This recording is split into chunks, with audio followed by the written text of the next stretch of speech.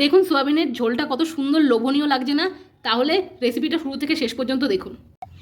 নমস্কার, এমইউ কিচেনে সবাইকে স্বাগতম। আজ আপনাদের আমি বানিয়ে দেখাবো নতুন পদ্ধতিতে মুখে লেগে থাকার মতো সোয়াবিনের তরকারি। দেখুন এখানে আমি আলু ছুলে কেটে ধুয়ে নিয়েছি, তারপর নিয়েছি আমি দেখুন সোয়াবিন, দুটো নিউট্রেলার প্যাকেট নিয়েছি।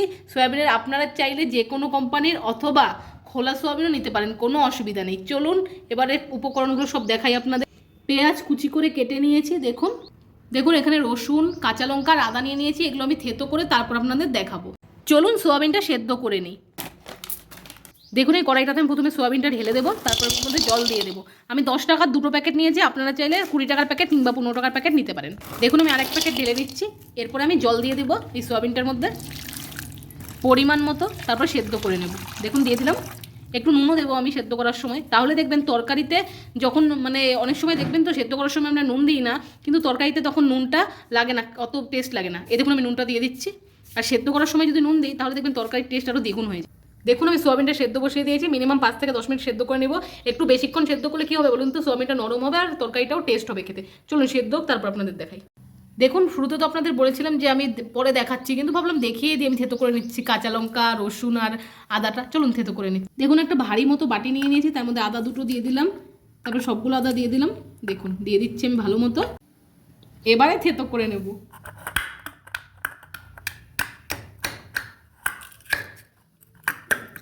দেখুন আদাটা থেতো করা হয়ে গেছে, এরপর রসুনটা থেতো করে নেব।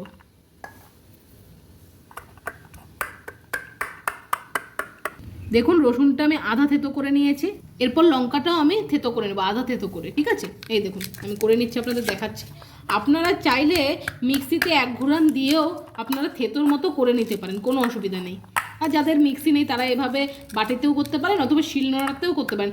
আর বলবেন না আমার যে শিলের পাটাটা ছিল না, হাত থেকে পড়ে ভেঙে গেছে, তা কী করব, তার জন্য বাটির মধ্যে করতে হচ্ছে। দেখুন দুটো কাঁচা লঙ্কা থেতো করেছি, আরও দুটো কাঁচা লঙ্কা আমি দিয়ে দিলাম, এটাও থেতো করে নেব। দেখুন সব কিছু আমি আধা থেতো করে নিয়েছি, আদা, রসুন আর কাঁচা লঙ্কা। চলুন এবারে আপনাদের দেখাই সোয়াবিনটা সেদ্ধ হয়ে গেল কতটা। দেখুন সোয়াবিনটা আমার সেদ্ধ হয়ে এসছে, এরপর আমি নামিয়ে নেব। এবারে আমি সোয়াবিনটা নামিয়ে নেব। দেখুন একটা বাটি নিয়ে নিয়েছি, এরপর নামিয়ে তারপর আপনাদের দেখাচ্ছি। দেখুন সোয়াবিনটা সেদ্ধ করে নিয়েছি আর তারপর নামিয়ে নিলাম। আপনাদের তো দেখালাম আমি নামিয়ে নিচ্ছিলাম। চলুন এবার রান্নাটা করে নিই। দেখুন আমি কড়াই গরম বসিয়ে তেল গরম করে নিচ্ছি। সাদা তেল ইউজ করছি আমি এখানে, আপনারা সরষের তেল ইউজ করতে পারেন। আসলে কাল রাতে আমি কিছু একটা ভেজেছিলাম, চপ ভেজেছিলাম তো, তারপর কড়াইটা ধরুন তেল তেলাই ছিল, তাই ভাবলাম ঠিক আছে এই কড়াইতে তেল দিয়ে রান্নাটা করে নিই, কোনো অসুবিধা নেই। আর আপনাদের তো আমি বলে দিলাম সরষের তেল দিয়েও আপনারা এই রান্নাটা করতে পারে। দেখুন তেল গরম হয়ে গেছে, এবার আমি তেজপাতা ফোড়ন দিয়ে দেবো, কুচিয়ে রাখা পেঁয়াজ দিয়ে দেবো। এবার ভালো মতো নেড়ে নেব। দেখুন কত সুন্দর লাগছে দেখতে। এরকম পেঁয়াজ আর যখন আমি তেজপাতা এরকম কিছুর জন্য ভাজি বা ফোড়ন দিই, তখন মনে হয় আমি চিকেন বানাচ্ছি। আমি চিকেন খেতে খুব ভালোবাসি। আর আপনারা কারা কারা চিকেন খেতে ভালোবাসেন অবশ্যই আমাকে কমেন্টে জানান। আর এই সয়াবিন হলো চিকেনের আরেক রূপ, তাই না বলুন? এবারে থেতো করে রাখা কাঁচা লঙ্কা, রসুন আর আদার যে আমি হালকা থেতো করে নিয়েছিলাম ওটা আমি দিয়ে দিলাম। দেখুন কত সুন্দর লাগছে দেখতে। আপনারা চাইলে এটা শুধু ভেজে নামিয়েও গরম গরম ভাতের সাথে একটা ডিম সিদ্ধর সাথে সার্ভ করতে পারেন, কোনো অসুবিধা নেই। দেখবেন খেতে একদম দুর্দান্ত আর অপূর্ব লাগে খেতে। যদিও আমি সকালবেলা ভাত খাই না খুব একটা, তাও আপনাদের বললাম যদি ট্রাই করবেন ভালো লাগবে। আর যদি আপনাদের ভালো লাগে আমাকে কমেন্ট করবেন, আমি অবশ্যই একদিন ওইরকমভাবে ভাত মেখে আপনাদের দেখাবো। আর এইখানে পেঁয়াজ আর বাকি মশলাগুলো যখন হালকা ভাজা হবে তারপর আমি আলুটা দিয়ে দেবো। আপনারা চাইলে এই তরকারিটা আলুটা সেদ্ধ করে কিংবা আগে থেকে ভেজে রেখে নামিয়ে তারপরেও করতে পারেন। আমি একদম ডাইরেক্ট কাঁচা আলু দিয়েই করবো। দেখুন আলুটা দিয়ে দিচ্ছি, এই দেখুন দিয়ে দিলাম, এরপর নেড়ে নেব।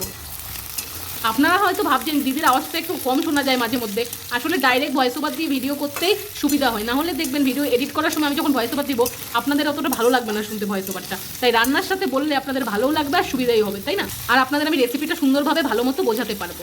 হ্যাঁ কিছু কিছু সময় হয় না, তখন একটু হয়, তবে ঠিক আছে ম্যানেজ করে নেওয়াই যায়। আপনাদের জন্য এতটুকু করতেই পারি। এবারে আমি পরিমাণ মতো নুন দিয়ে দেবো। দেখুন 1 চামচ দিলাম, ছোটো চামচ দিয়ে আরেক চামচ আমি দিয়ে দিলাম। আপনারা যদি বড় চামচ নেন তাহলে 1 চামচ দিলেই হবে। দেখুন এবার নেড়ে নিচ্ছি।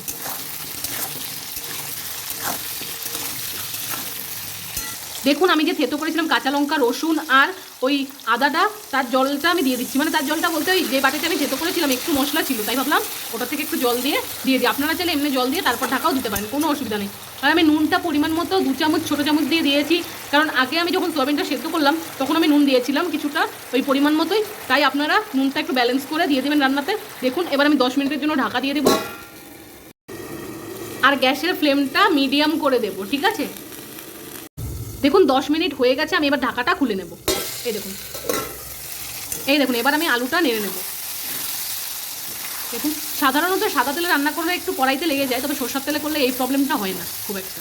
ঠিক আছে, এই দেখুন, এবারে আমি একটু ভালো মতো নেড়ে নিলাম। দেখুন, এবার আমি এক এক করে প্রতিদিন যা মশলা দেই তাই দিয়ে আপনাদের দেখাবো। দেখুন, হলুদ গুঁড়ো দিয়ে দিলাম পরিমাণ মতো, ঠিক আছে। এবার ধনে গুঁড়ো দিয়ে দিলাম। দেখুন, এবার আমি লঙ্কার গুঁড়ো দিয়ে দিলাম। আপনারা চাইলে লঙ্কার গুঁড়ো দিতেও পারেন আর নাও দিতে পারেন, কোনো অসুবিধা নেই। আর আপনারা ফোড়নের সময় শুকনো লঙ্কাও ইউজ করতে পারেন। দেখুন, এবার আমি নেড়ে নিচ্ছি ভালো মতো, মশলাটা মিশিয়ে নিচ্ছি আলুটার সাথে ভালো মতো।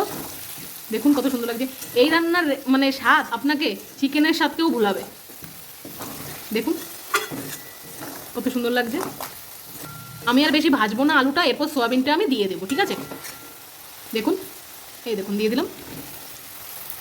এরপরে আমি নেড়ে নেবো ভালো মতো। এই দেখুন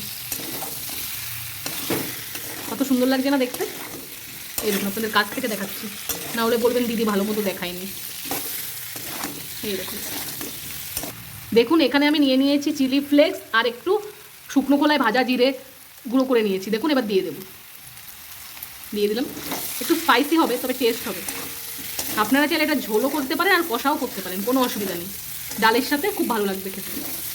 দেখুন, আপনারা চাইলে বাটা মশলা দিয়েও এই রান্নাটা করতে পারেন। কে কে সোয়াবিন খেতে ভালোবাসেন অবশ্যই আমাকে কমেন্ট করে জানাতে কিন্তু ভুলবেন না, অপেক্ষায় থাকবো আপনাদের কমেন্টের। দেখুন, আমার ভাজা ভাজা হয়ে গেছে আলু আর সোয়াবিনটা আর মশলাটার সঙ্গে। এবার আমি জল দিয়ে দেবো পরিমাণ মতো। দেখুন দিচ্ছি, এই দেখুন দিয়ে দিলাম। এরপর নেড়ে নেবো ভালো মতো। আমি বেশি ঝোল দিইনি, যেহেতু আমি ডাল রান্না করেছি তার জন্য আমি অত ঝোল দিইনি। দেখুন, এবারে ফুটে এলে তারপর আপনাদের দেখাচ্ছি। দেখুন ঝোলটা ফুটছে, কত সুন্দর লাগছে তাই না। এই দেখুন, আপনাদের কাছ থেকে আমি দেখাচ্ছি। এই দেখুন, দেখুন আমি একটু নেড়ে নিচ্ছি। চলুন তরকারিটা এরপর নামাবো, একটু পরে নামিয়ে তারপর আপনাদের সাথে ফাইনাল লুক শেয়ার করছি। দেখুন তরকারিটা আমার রান্না কমপ্লিট হয়ে গেছে, এরপর একটা গামলায় আমি ঢেলে নেব। দেখুন আমি তরকারিটা নামিয়ে নিয়েছি একটা গামলাতে, কত সুন্দর লাগছে না দেখতে। খুব সুন্দর হয়েছে আর খেতেও দুর্দান্ত হয়েছে। দেখুন কত সুন্দর লাগছে। আমার ভিডিওটা যদি আপনাদের ভালো লাগে অবশ্যই লাইক কমেন্ট শেয়ার সাবস্ক্রাইব করতে ভুলবেন না। আমার চ্যানেলে নতুন হয়ে থাকলে অবশ্যই সাবস্ক্রাইব করে পাশে থাকা বেল আইকনটি বাজিয়ে আমার পাশে থাকবেন। এভাবেই আমার ভিডিও দেখবেন আর আমাকে ভালোবাসা দেবেন। আর আমিও চেষ্টা করব আপনাদের জন্য সুন্দর সুন্দর ভিডিও আনার আর আপনাদের সুন্দর সুন্দর ভিডিও উপহার দেওয়ার জন্য। তাহলে আজ আসছি, ভালো থাকবেন, সুস্থ থাকবেন, ধন্যবাদ।